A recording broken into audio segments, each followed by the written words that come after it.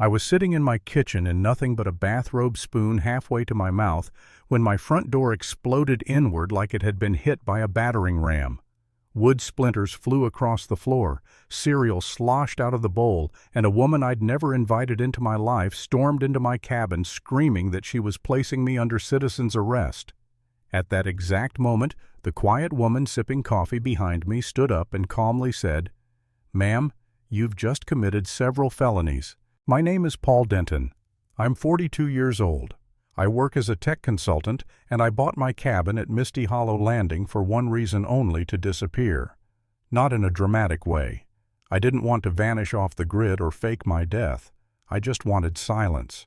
No buzzing phones, no meetings that should have been emails, no neighbors arguing over hedge lines. The cabin sits right on the lake, tucked far enough back that you can't see another roof from my porch. Most days it's just me, the water, and the occasional deer wandering through the yard like it owns the place. For years that was exactly how it stayed. The HOA technically existed, sure, but it was a sleepy little association that handled dock maintenance and mailed out one bland newsletter a year reminding everyone to lock their trash bins. Nobody cared. Nobody interfered. And then Delora Quinn took over. Delora didn't just become HOA president, she reinvented herself as something she called the Chief Compliance Officer. She had laminated badges printed, real ones, with her name, her title, and the HOA logo all clipped to a lanyard she wore around her neck like a badge of honor. She was 5'2" of pure administrative rage, topped with a helmet of bleached blonde hair that looked like it could survive a hurricane. She drove a golf cart outfitted with a flashing light bar and a siren. I wish I were exaggerating. The first time I heard it, I thought a kid had stolen an emergency vehicle. No, just Delora patrolling the neighborhood like she was guarding a maximum security prison instead of a lake community full of retirees and remote workers. Her obsession with me started over smoke. I was working remotely one Tuesday afternoon, laptop open, fireplace going because it was cold and I liked the sound. Around noon there was a knock so aggressive it rattled the door. I opened it to find Delora standing there with a clipboard already in hand. "Unauthorized heating exhaust detected," she announced without saying hello. I blinked at her. "It's a fireplace." She sniffed. "Fires are usually used on weekends." I laughed, thinking she was joking. She was not. She wrote me a citation for unapproved weekday combustion and another one for argumentative conduct toward HOA authority when I tried to explain that I worked from home. That was the beginning. After that, the fines came fast and stupid. $50 because my mailbox font didn't match the approved aesthetic guidelines. $75 for exterior odors indicative of grease-based cooking. Apparently bacon was now an environmental hazard. A warning notice because I was present on the property during normal business hours too frequently, which Delora claimed suggested non-compliant residency behavior. I appealed? Of course I did. That's when the rules changed. Appeal forms were only available on alternating Thursdays between 10 and noon, in person, at the clubhouse, which Delora sometimes didn't unlock. When I finally managed to submit one, it disappeared. When I asked about it at an HOA meeting, she had me escorted out for excessive reliance on logic during the emotional testimony period. That's not a joke. Those were her words.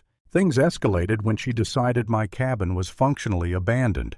Her evidence I hadn't put up seasonal decorative flags. One morning I walked outside and found a massive condemned notice slapped on my front window. It wasn't even official. It looked like it had been made with glitter glue construction paper and a red marker that was running out of ink. I remember standing there staring at it, feeling something in my chest sink. This was my place, my escape. And suddenly it felt like it didn't belong to me anymore. That's when the doubt started creeping in. Maybe I was overreacting. Maybe this was just how HOAs were. Maybe I should sell the cabin, cut my losses, find somewhere else quiet. I hated that thought. I hated that a woman with a clipboard and a siren had the power to make me feel like a trespasser in my own home. I was tired, worn down, angry but also weirdly ashamed, like I was the problem for pushing back. That weekend I called an old college friend and asked if she wanted to visit. Lauren Vega arrived Friday evening in an unremarkable sedan, wearing jeans and a Georgetown Law hoodie. If you didn't know her, you'd assume she was just another guest looking for a quiet lake weekend. What Delora didn't know, what she never bothered to find out, was that Lauren was a federal prosecutor who specialized in civil rights violations and abuse of authority. I didn't invite her to start a fight. I invited her because I needed a witness, someone who understood how far things had gone. We spent Saturday documenting everything. Photos of the glitter-covered condemned notice, audio recordings of Delora's golf cart siren blaring at dawn, screenshots of her increasingly unhinged voicemails. One of them ended with her whispering, "I know what you're up to, Denton.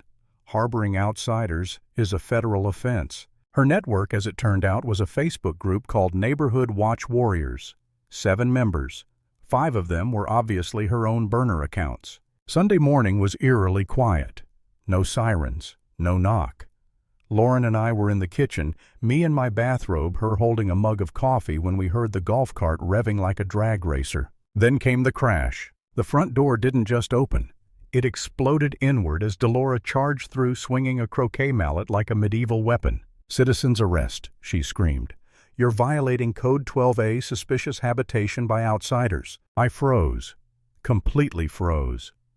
I remember staring at the floating cereal in my bowl, trying to understand how my door was now firewood, and a woman with lawn game equipment was standing in my kitchen. Lauren stood up slowly, set her mug down, and pulled a badge from her pocket. "Ma'am," she said evenly, "you've just committed felony breaking and entering, property destruction, and attempted unlawful detention." Delora puffed herself up. "I am the law in Misty Hollow." Then she lunged for Lauren's phone. Lauren sidestepped. Delora tripped over her own momentum and slammed into my kitchen table, sending orange juice cereal and ego flying across the floor. Lauren called 911. I recorded everything. When the sheriff's deputies arrived, they didn't even pretend to take Delora seriously. One of them glanced at the shattered door and asked, "Do you have any actual law enforcement authority, ma'am?" "I am the HOA," Delora shouted, waving her laminated badge. The cuffs clicked shut shortly after that. By that afternoon, the HOA held an emergency meeting. Neighbors packed the room. One by one, they stood up and shared their own stories. Garden gnomes, flags, hand-holding citations. By the time the vote came, Delora was finished. The charges stuck, all of them. I stood in the courtroom weeks later and watched a judge explain to Delora that HOA bylaws don't override real law, that breaking into someone's home isn't compliance, that power doesn't come from laminated badges and delusions. When it was over, I went back to my cabin. The door was fixed, the lake was calm, the silence returned. And standing there looking out over the water, I realized something simple and important. Authority only works when you're afraid to question it.